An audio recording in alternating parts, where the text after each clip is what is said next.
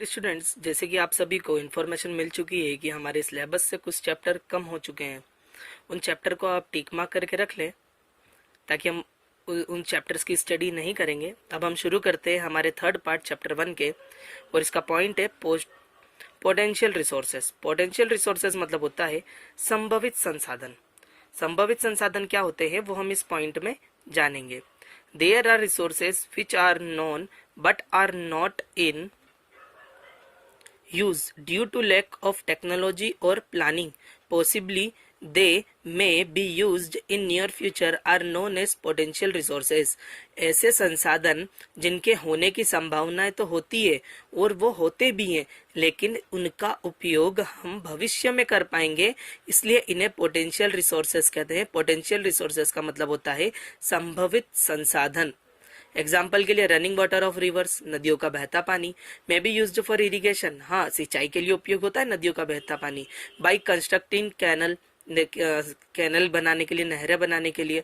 Similarly dams may be constructed to produce electricity, और वहीं उसका उपयोग इलेक्ट्रिसिटी प्रोड्यूस के लिए भी होता है। इस प्रकार हम कह सकते हैं कि ऐसे संसाधन जो हमारे पास हैं लेकिन उनका उपयोग हम भविष्य में करना सीखेंगे, या उनके उपयोग के लिए हम आज से लगे हुए हैं बट उनका कार्य हम भविष्य में करेंगे, जिसे पोटेंशियल रिसोर्स कहते हैं।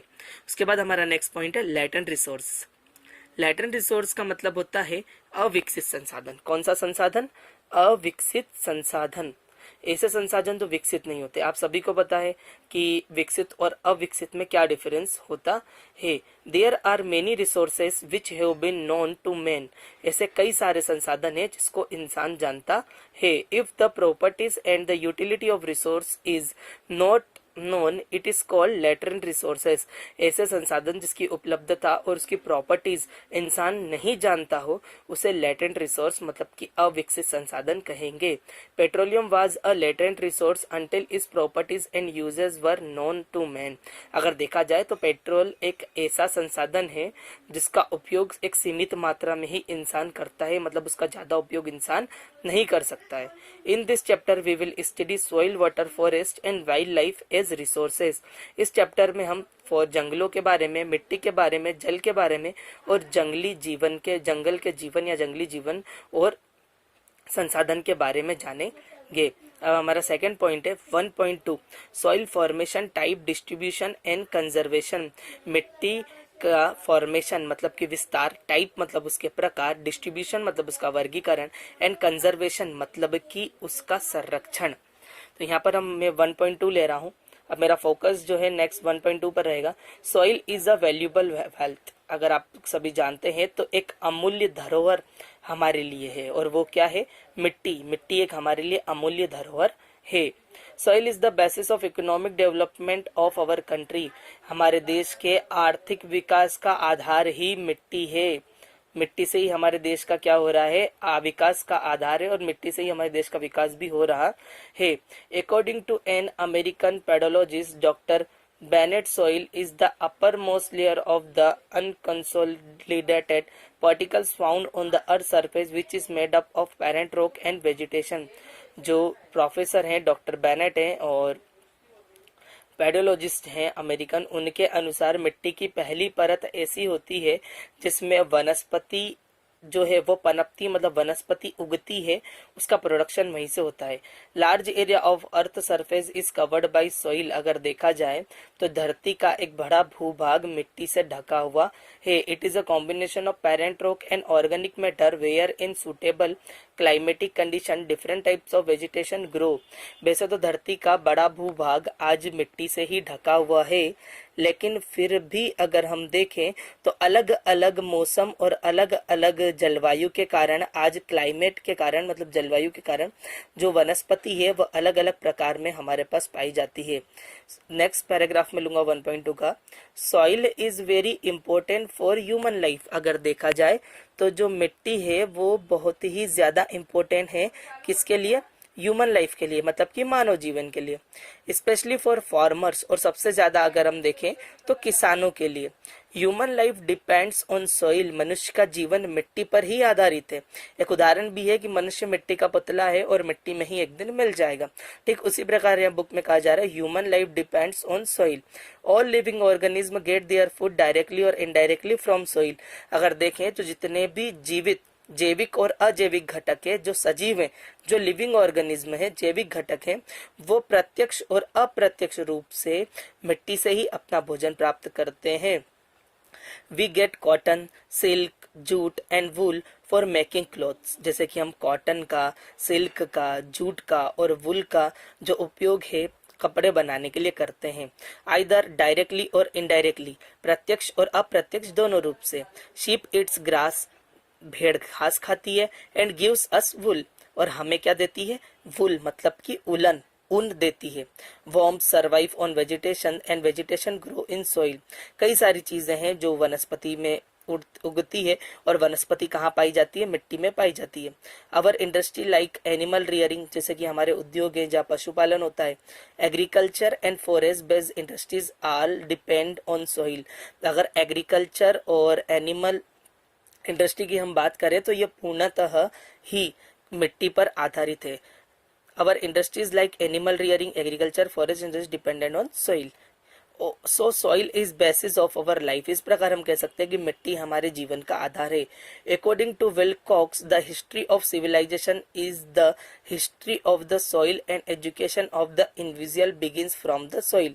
अगर हम देखें तो आज प्राचीन समय का इतिहास उठा करके तो हमें पता चलेगा कि पहले के लोग भी मिट्टी से कितना जुड़े हुए थे, और वो अपनी दैनिक जरूरतों की पूर्ति भी मिट्टी से ही करते थे। मतलब कि जो युग की शुरुआत है वो मिट्टी से ही हुई है, और इंसान प्राचीन समय में भी इंसान मिट्टी से ही जुड़ा हुआ था।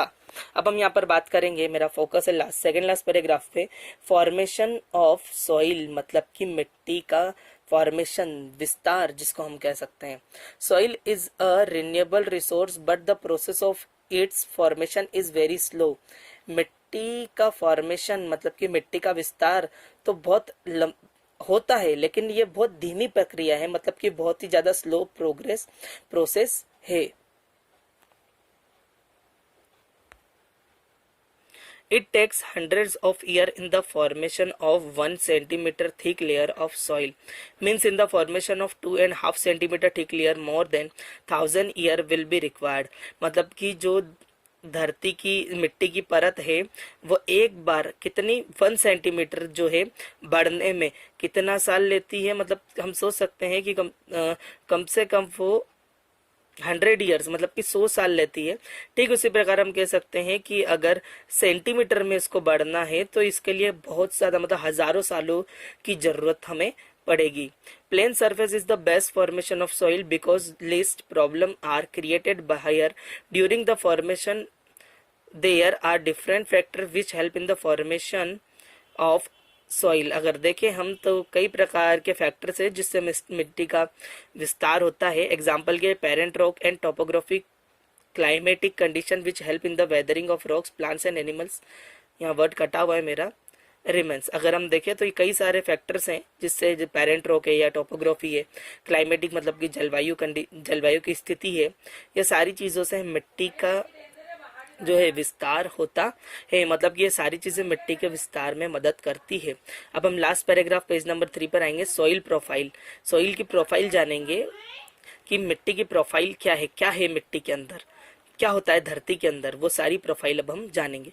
Soil profile is the sequence, colour, texture and nature of the horizons layer superimposed one above the other and expose in a pit section dug through the soil metal.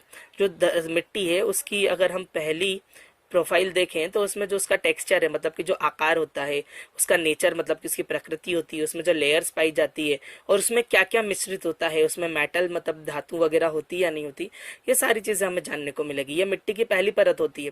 दूसरी परत अपर मोस्ट लेयर जिसको top soil कहते हैं। Second layer है सब soil जो अलग अलग प्रकार की मिट्टियों से मिलकर बनी होती है। थर्ड लेयर है यहाँ पर वेदर पेरेंट रॉक मटेरियल, मतलब कि तीसरी लेयर जब मिट्टी की हम जाएंगे तो हमें कुछ चट्टानों के मटेरियल उसमें प्राप्त होंगे, मतलब कि चट्टानी कण हमें उसमें मिलेंगे। और fourth layer consist of parent rocks, मतलब कि जो चौथी लेयर है उसमें हमें पेरेंट रॉक मतलब कि जो चट्टान है वह मिलेगी। इस प्रकार हमारा फॉर्मेशन ऑफ सॉइल का पार्ट यहाँ पर शुरू हो चुका है। और आगे का जो हमारा पार्ट है soil formation, type distribution and conservation, वो कंटिन्यू चल रहा है। अब नेक्स्ट पेज में हम पढ़ेंगे पिक्चर के बारे में। जैसे कि हमने अभी देखा था कि मिट्टी की लेयर्स क्या क्या होती है, तो देख लीजिए आप इस पिक्चर के माध्यम से। सबसे ऊपर हम्स होते हैं जहाँ वनस्पति पनपती है, फिर टॉप सॉइल रहती है, अपर लेयर ऑफ सॉइल जिसमें पूरी वनस्पति उगती है, फिर सब सॉइल आती है, वेदर पेरेंट रॉक आते हैं जिसमें आप देख सकते हैं मिट्टी के साथ छोटे छोटे कण हैं, और नीचे बिल्कुल जो डिजाइन आपको दिख रही है बॉक्सेस टाइप की, इसमें पूरा पेरेंट रॉक है। मतलब पेरेंट रॉक से मतलब ये कि पूरा चट्टानी कण है। Top soil of the upper most layer is the real soil, जो एक्चुअल मिट्टी है वो धरती की ऊपरी सतह पर पाई जाती है, टॉप सॉइल में। पिक्चर के माध्यम से आप देख सकते हैं कि टॉप सॉइल कहाँ पर है। ए वाले कॉलम में देखिए आप, सबसे ऊपर जो है टॉप सॉइल है।